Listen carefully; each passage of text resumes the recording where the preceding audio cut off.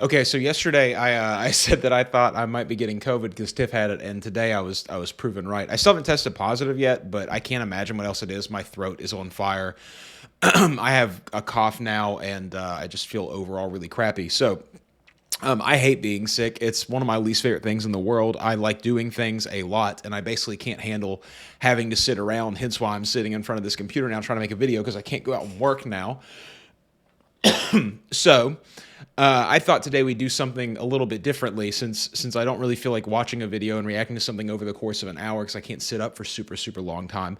So I want to talk to you guys. I'm not a big fan of poetry in general. It's not something that I'm super interested in, but if you would indulge me for a little bit, this video is going to go somewhere. I a couple years ago discovered a poet from the 1800s called William Blake, and it was the first time that I had ever read a poem before or a poet's work before that made me understand so much of the fact that humans are so interconnected to the past, that people have been experiencing the same things that we're experiencing, and that life is sort of all tied up in a nice little package that doesn't really change ever. The internals of that package change, but the package itself don't change. And I'm going to read a section of one of his poems called "The Proverbs of Hell," and then I'm going to talk a little bit about William Blake and some other things. So if you'll indulge me, even though I know that this is this is one of those videos that's just for the subs, for the 30 people who will click on it, but this is something I thought would be really interesting to do. So this is the Proverbs of Hell, or Proverbs of Hell. Okay, try to hold it together for you guys. In seed time learn, in harvest teach, in winter enjoy. Drive your cart and your plow over the bones of the dead. The road of excess leads to the palace of wisdom. Prudence is a rich, ugly old maid courted by incapacity. He who desires but acts not breeds pestilence. The cut worm forgives the plow. Dip him in the river who loves water. A fool sees not the same tree that a wise man sees. He whose face gives no light shall never become a star. Eternity is in love with the productions of time. The busy bee has no time for sorrow. The hours of folly are measured by the clock, but of wisdom no clock can measure. All wholesome food is caught without a net or a trap. Bring our number, weight, and measure in a year of dearth. No bird soars too high if he soars with his own wings. A dead body revenges not injuries. The most sublime act is to set another before you. If the fool would persist in his folly, he would become wise. Folly is the cloak of knavery. Shame is pride's cloak. Prisons are built with stones of law, brothels with bricks of religion. The pride of the peacock is the glory of God. The lust of the goat is the bounty of God. The wrath of the lion is the wisdom of God, and the nakedness of woman is the work of God. Excess of sorrow laughs, excess of joy weeps. The roaring of lions, the howling of wolves, the raging of the stormy sea, and the destructive sword are portions of eternity too great for the eye of man. The fox condemns the trap, not himself. Joys impregnate, sorrows bring forth. Let man wear the fell of the lion and woman the fleece of the sheep. The birds a nest, the spider a web, man friendship. The selfish smiling fool and the sullen frowning fool shall be both thought wise that they may be a rod. What is now proved was once only imagined. The rat, the mouse, the fox, the rabbit, watch the roots. The lion, the tiger, the horse, the elephant, watch the fruits. The cistern contains that the fountain overflows. One thought fills immensity. Always be ready to speak your mind, and a base man will avoid you. Everything possible to be believed is an image of truth. The eagles never lost so much time as when he submitted to learn of the crow. The fox provides for himself, but God provides for the lion. Think in the morning, act in the noon, eat in the evening, sleep in the night. He who has suffered you to impose on him knows you. As the plow follows words, so God rewards prayers. The tiger of wrath are wiser than the horses of instruction. Sorry, that one was good. Expect poison from the standing water. You never know what is enough unless you know what is more than enough. Listen to the fool's reproach. It is a kingly title. The eyes of fire, the nostrils of air, the mouth of water, the beard of earth. The weak in courage is strong in cunning. The apple tree never asks the beech how he shall grow, nor the lion the horse how he shall take his prey. The thankful receiver bears a plentiful harvest. If others had not been foolish, we should be so. The soul of sweet delight can never be defiled. When thou seest an eagle, thou seest a portrait of genius. Lift up thy head.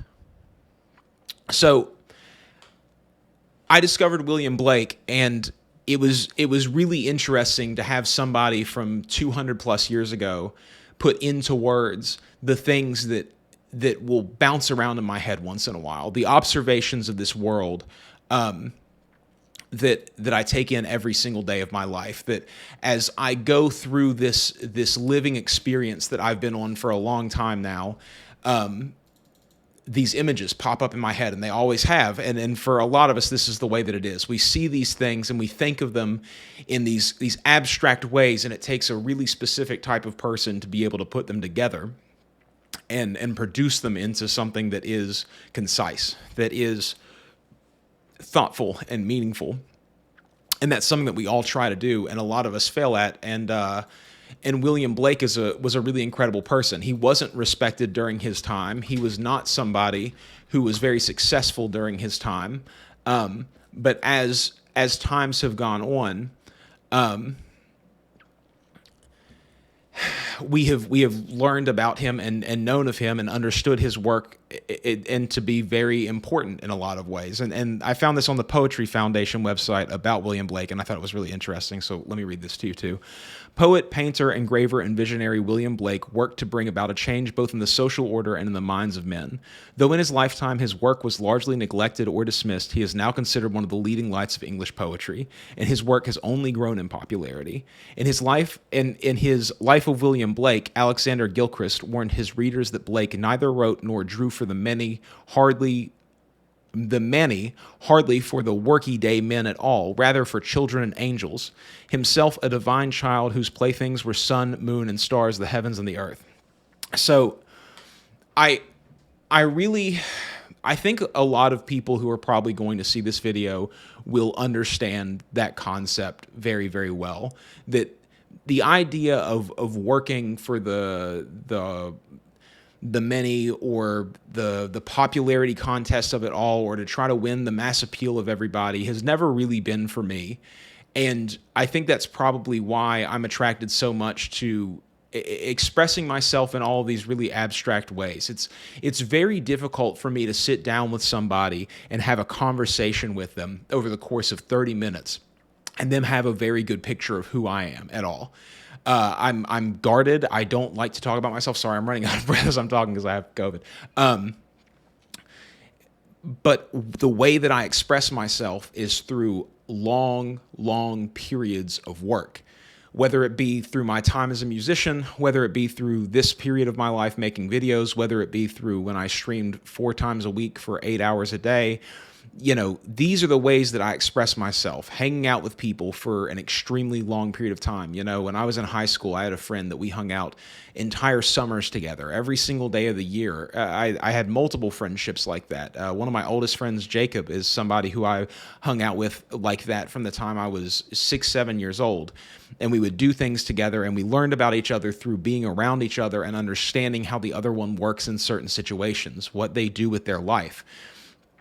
And William Blake is such an amazing example of how you can go back in time now and see such a clear picture of the brain of somebody that if you lived at the time, because of the way things were so clouded by your opinions of people like him or the way he looked or all of those things, now all of that gets stripped away and melted down because you have no idea what someone with this wispy white hair or these billowing shirts or these big clothes or any of this. You don't know what any of that means anymore, but you can see his thoughts still, and you can understand who he is through those thoughts. And that's just such a meaningful purpose, in my opinion. The idea that I want to put my thoughts out into the world so that other people who have similar thoughts or who have different thoughts or whatever can just see the viewpoint reflected from themselves in somebody else, and they can make up all kinds of thoughts of their own to go along with them over time. They can perceive me. They can understand that we are all just sort of a group of things or an extension of this planet we live on or whatever. And yeah, that's sort of what all this makes me think of. I know this is kind of a strange video. I'm feeling kind of strange today. I'll probably do a reaction video tomorrow. But William Blake, man, he was a really incredible author. You know, he He had lots of interesting ideas. He was thinking about these things all the way back then, 200 plus years ago, in a time when we think of people as being much more savage than we are today. And I don't think that's true. I think that we are very similar in the ways that we were back then. That if you would have brought those people to modern times, given a period of adjustment, they would have become just like us. And they would see the same things that we do, and they would see the same reflections of existence in all the things that we do, the same that they did back then. That, to go back to lines in that poem that I think are really good. Let's see if I can find a really, really good one super quick. The cut worm forgives the plow. The movement of innovation, all of the new things that happen, the coal industry being put out of business by clean air fuels, the cut worm forgives the plow, the beginning of new things has to trample over the death of old things. And in time, at the beginning, it might not forgive the plow, but in time, people only remember the good. People remember the winners in history. No bird soars too high if he soars with his own wings. I firmly believe in doing everything myself, because if you don't, you'll get out of your depth so unbelievably quickly.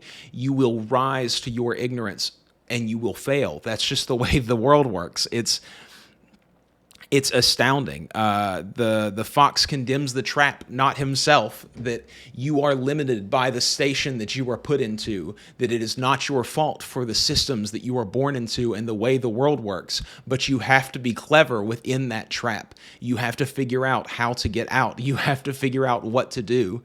It's on you. These are all things that I believe and hold really, really dearly, and it's amazing that somebody 200 years ago was thinking about all of those things as well. So that's the video for today. It's super weird. This is going to go absolutely nowhere, but I just want you guys to know that I have COVID, and I'll probably be back tomorrow. And nice chatting with you guys. I've got some ideas for the future that I'm percolating on right now. So I'll see you guys tomorrow.